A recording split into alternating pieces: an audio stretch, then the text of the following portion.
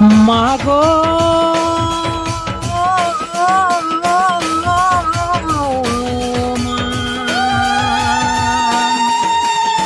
মাগো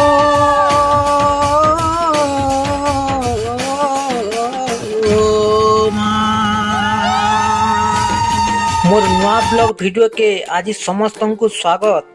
आज आपण मानकु नहीं करी जिमी गुटे पवित्र पीठ माँ माझी घरी आणी मंदिर जेनटा कि आमर ओडिशा राज्यर रायगड़ा जिल्ला रे अवस्थित अच्छे। तो आसुन आमे माँ माझी घरी आणी को दर्शन करवार लगी बाहरी जिमा।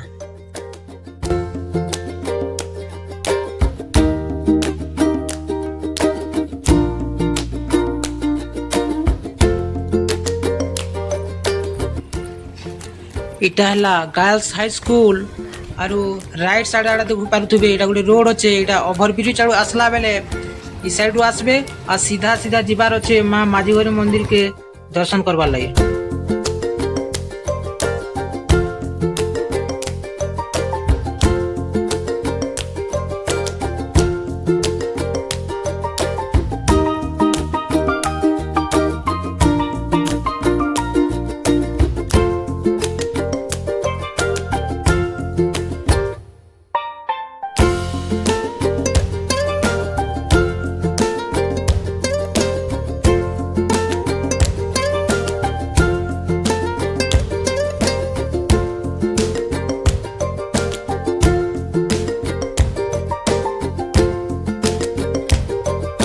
मांकर मंदिर के मुई पहुंची जाइए। जे भी मांकर दर्शन पाइबार लगी माँ माझी घरी आणी मंदिर के आसबो तो मांकर मंदिर पासू जाइथिबा गुटे रेलवे ब्रिज के देखबार लगी नहीं भूलबो।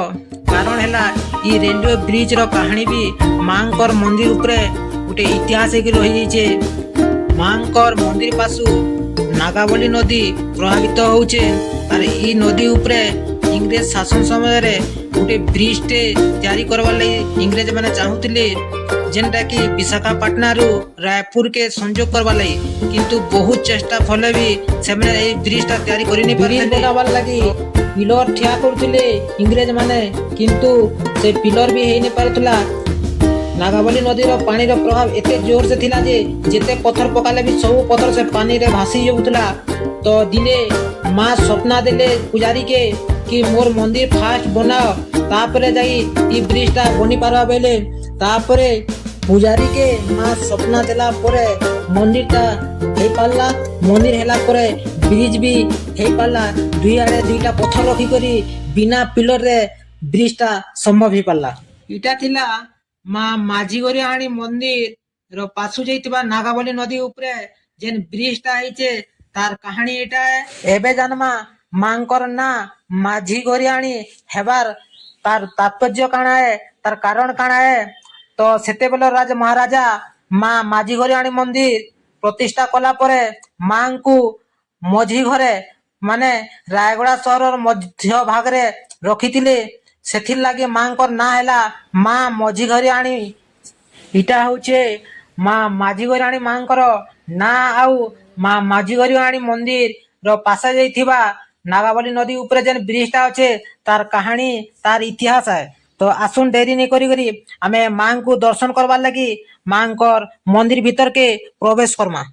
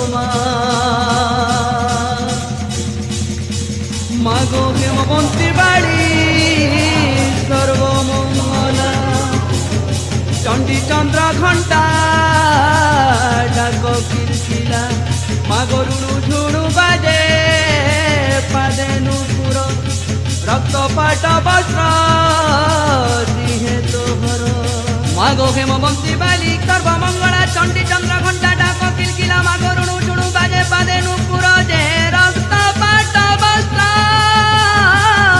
দিহে তোহর গো রক্তপাট বস্ত্র দিহে তোহর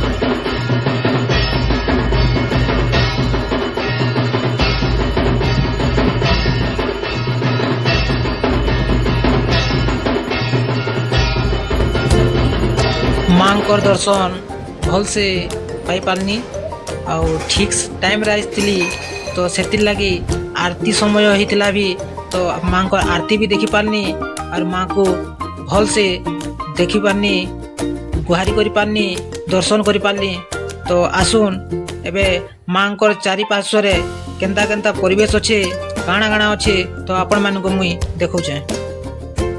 ଇଟା ହଉଛେ ମା ମାଝି ଘରିଆଣୀ ମନ୍ଦିର ମାଙ୍କର ଦୈନିକ ନୀତି ନିର୍ଘଣ୍ଟ ସମୟ ଯେନ୍ଟାକି କେନ୍ ଟାଇମ୍ରେ କାଣା କରାହେସି ଏଥିରେ ସବୁ ସୂଚନା ଦିଆହେଇଛେ ସମସ୍ତେ ଜାଣିପାରିବେ ବୋଲି।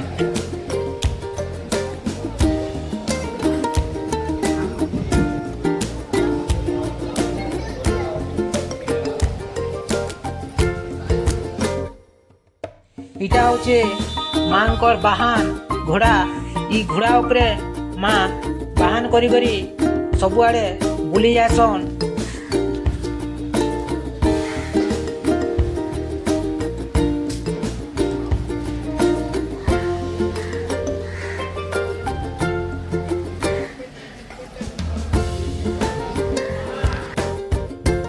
ଇଟା ହଉଛେ ମା ମାଝି ଘରିଆଣୀ ମାଙ୍କର ପବିତ୍ର ପୀଠ। ଇ ଗଛରେ ନିଜର ମନସ୍କାମନା କେ ଭାବନା के रखिकरी जे इने बांसी डोरी बांसी तो तार मनस्कामना पूर्ण हेसी तार आशा पूर्ण हेसी बोली समस्ते कहसन आ इटा सद भी है।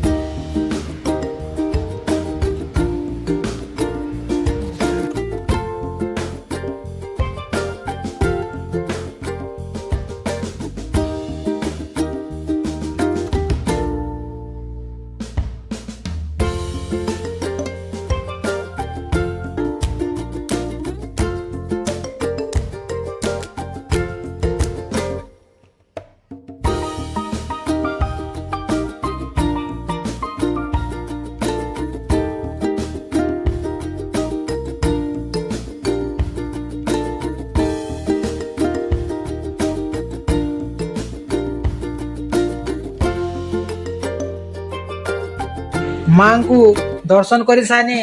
ତାପରେ ମାଙ୍କର ମନ୍ଦିର ଚାରିପାର୍ଶ୍ୱରେ ଯାହା ଯାହା ପରିବେଶ ଥିଲା ସବୁକେ ଦେଖି ସାରିଲା ପରେ ବହୁତ ଖୁସି ମନେ ତାପରେ ମୁଇଁ ଘରକେ ଯାଉଛେ।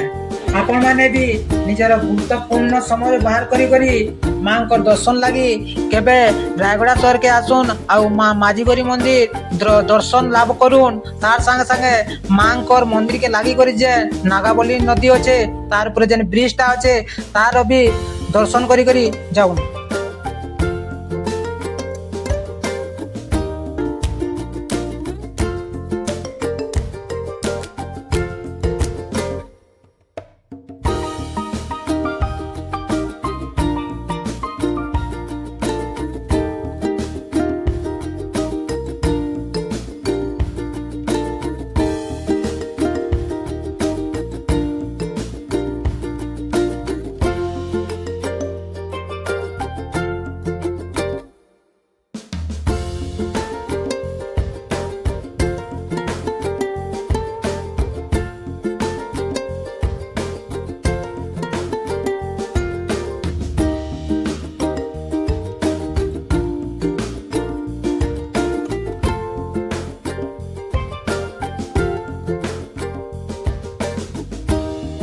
ଆଜିର ବ୍ଲଗଟା ଏତିକିରେ ଥିଲା।